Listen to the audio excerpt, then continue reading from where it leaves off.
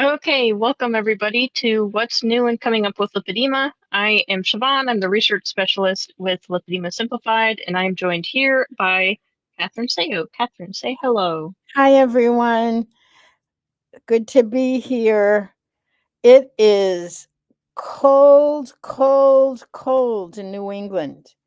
We're having an Arctic freeze. Ooh. Oh yeah, you would have been hit by that. What is the temperature like? Good question. Let me look. I'm just freezing here, weather. I just went to 22 degrees. 22 degrees. Yeah, Holy it's cow. fairly mild here. Nothing much to write home about. Oh my God. And we're having rain and snow tomorrow. Yeah, it's in the 40s here, low 40s. All right. That's the weather report. Yeah, that's the weather report.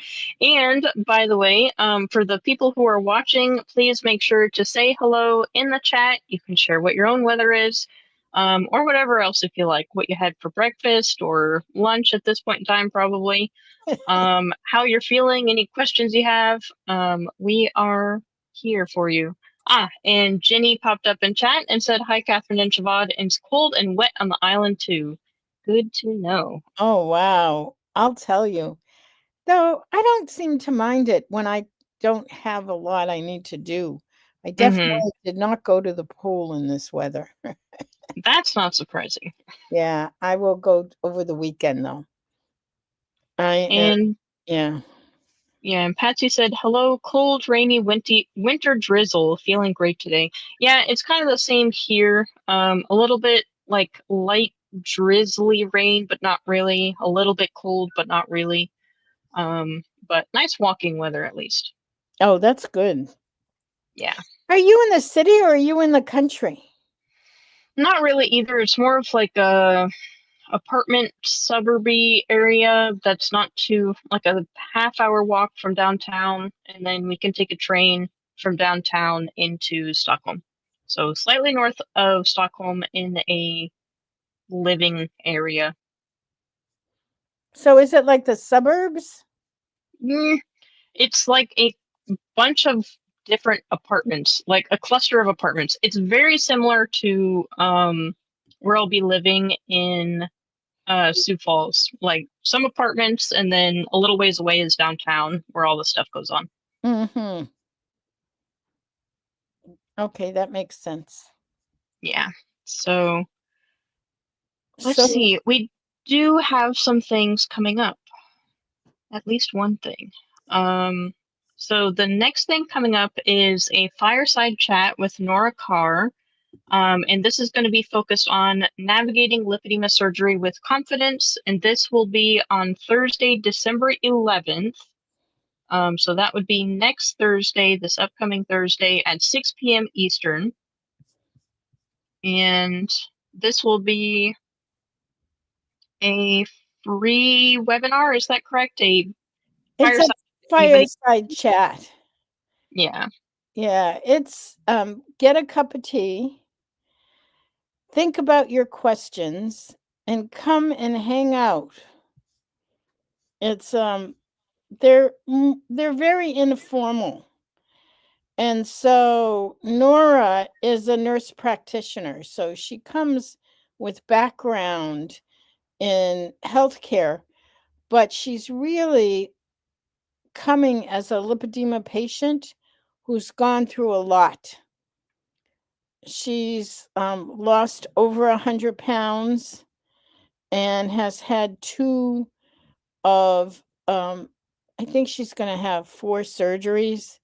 I'm not sure about the number, but I know she's had 2 of them with Dr. Oh my goodness, Volstein. Dr. Volstein in New Jersey. So she lives in the Boston area, which is how I know her. So what happened, I'm coming back. Let me come back. What happened is we had our June gatherings, which are the circle gatherings which are live get-togethers for anybody who wants to get together live. And I had moved, and I'm living in Mansfield, which is an hour outside of Boston, which is much further than when I was living in the city. But a nice ride and a beautiful place and a deck. So, Siobhan, you have yours in Boulder, Mm-hmm. do it. And so I had mine here in Mansfield, and Nora came. Nora was one of 4 women who came, and we hung out and ate and laughed and talked some more and talked more and cried and laughed and talked more. So we had such a great time that I've been doing it every couple of months. So Nora's come 3 or 4 times. And so I've been lucky to hear a lot of her story and what's been happening and her process with surgery and with insurance. And it's so fascinating. So we get together on Sundays and I do my Facebook Live on Sunday nights. And so she was here and I said, why don't you do it with me? And the two of us talked about the whole surgical process and started to answer some questions, much like today, like this. And what ended up happening is I said, we need something where people can come and really get into it. So that's how this fireside chat was born. And so let's see. The last time we got together was a couple of weeks into November. So maybe 5 weeks ago, 6 weeks ago. No, not even that. No, maybe 3 or 4 weeks ago. So anyway, that's why we're doing it, because she is filled with knowledge. Excellent. Yeah. And it's so helpful to have the personal journey component because, sure, there's a lot of information about like what's involved in the surgery and insurance components and all this stuff. But it's very different from understanding like what the actual experience itself is like what do you need to prepare for, what do you need to keep in mind, all of the nitty gritty stuff. So that is very cool. Yeah, I think it will be fun. And Yes, and so, just like with the other webinars, even if you can't attend live, make sure to sign up because recordings will go out afterwards. Hopefully, you can attend live though, because I think the fireside chats are best suited to being present in the moment, contributing to the conversation. But even if you can't, just sign up anyway and make sure that you get that recording sent your way so that you can listen in when you're available. yes, I totally agree. Um, the other thing that's coming up, and I'm just this is more than anything, pencil this into your calendar, is that we're doing a town hall on December 27th after Christmas. That's quite a distance off, and we'll be reminding everybody. I love doing the town halls. The town halls are like the community getting together, and we go over what we've done in the past year and where we're headed in the new year. And you're not going to want to miss this one because there's been a couple of groups of women in the community that have been doing projects to bring into the entire community. Hi, Excellent. Kathleen from Wisconsin. Welcome. I'll just sort of say that so much of what we do and where we go in terms of direction comes from the community itself. Mm-hmm. Somebody says something, um, well, our whole, um, I call it the artsy fartsy group, but you call it something else. But the group, we meet once a month and people bring whatever they're working on. Some people crochet, some people knit, some people, Deborah does Zentangle, which are these wonderful drawings. We have people making ornaments for the holidays, just all kinds of different creative endeavors. And that came from Siobhan. Siobhan said, Siobhan, you'll see sometimes knitting, and it's her way of staying focused. And Hmm. oh my God, do you have one of your sweaters on? This is not my sweater. I bought it downtown, but let me see here. I always have projects nearby me. So let's see. Here is a pair of socks I'm making for my husband. They're fuzzy socks. So cute. So, well, Siobhan just said, well, why don't we have a monthly group? And that's how it got born. And there's a number of women who come regularly every single month. And we get to watch whatever their project is. So that's an example of how things come from the community. Well, we have two projects that are we are launching in the new year. So we're going to be talking about it at the town hall. And I actually think we're going to do an entire webinar on it because they're so complex. The simple version is one of our community members had to go to the ER, and she was sick enough that they put her immediately into the ICU, the intensive care unit. And she was in the intensive care unit, I think, for somewhere between 7 to 9 days. Obviously, she came out of it, thank God, and she's actually doing well. But she had a rough time when she was there. And so she was sharing with us. And what we said is we need to be prepared for these kinds of things because, we have chronic diseases that often have comorbidities, and we know some things about it. So, anyway, we put a group of women put together something called the Medical Go Kit. Hmm.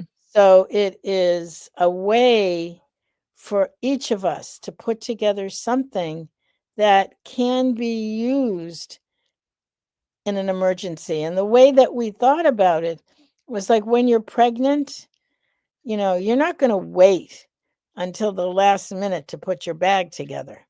You're going to Hmm. put your bag Especially because you don't know when something is going to happen, when you need to go in. right. And with lipedema too, like there are special considerations in terms of like gear that you might need. Like maybe you want to make sure you have a pair of compression gear in there. Maybe you want to make sure you have some snacks or food or even like meal replacement shakes in there in case the hospital doesn't have food that's going to work for you. All sorts of even just like notes of like do this, don't do this, that type of stuff. And also, one of the things that Jenny's here because we talked to her a few minutes ago. Um, Jenny ran a group for one of the comorbidities to lipedema called Ehlers-Danlos syndrome, or EDS, which is hypermobility. And one of the things that they did is they had like little identification cards that said, "This is me." And on it, it would state some of what isn't necessarily obvious in an emergency room, like Ehlers-Danlos, EDS, hypermobility. This is what it is. This is how it affects things. Um, um, Yeah, I think there's like certain antibiotics that aren't recommended. There's all sorts of stuff that like when you're trying to think of it in the moment, it might not come to mind immediately. Um, but you definitely need to have the information on hand. So even just having like a little card can be really helpful.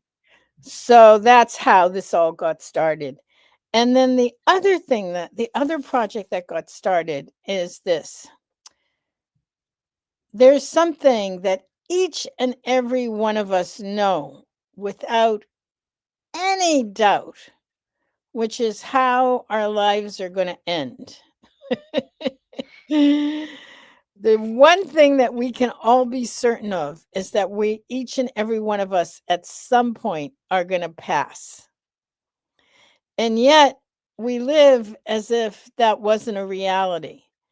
And so one of the things that came up in our discussion groups is, what would it look like if we were able to garner support in supporting ourselves and one another and planning for our end of life? Now, it's not as morbid as it sounds. We have so much fun in our knitting group, in our artsy fartsy group. We thought, gee, that could be really good with support. So we have put together an end of life planning kit. And you can either, as a tribe member, you can, have a copy of the kit and the workbook, or as an all access member, we'll actually be doing it together, which is my preference. I'd rather do it with people than not people. Here comes Bella. She's crossing the screen. Yeah. But yeah, I mean, one way to think about it is that you're caring for your friends and family ahead of time, because it means if you plan a lot of the stuff that you can out, it's stuff that they don't have to think about, they don't have to worry about, it's already squared away ahead of time. So Bella wants me to feed her, and it's about that time. Yeah. So, thank you all for popping in. Have a wonderful weekend. Stay warm and cozy wherever you are. If you're part of our CSIG, we're meeting in an hour and 15 minutes, an hour and 14 minutes. So we'll see you in the CSIG coaching session, and have a wonderful, wonderful weekend. Yeah. And if not, we'll see you all next Friday. Bye bye.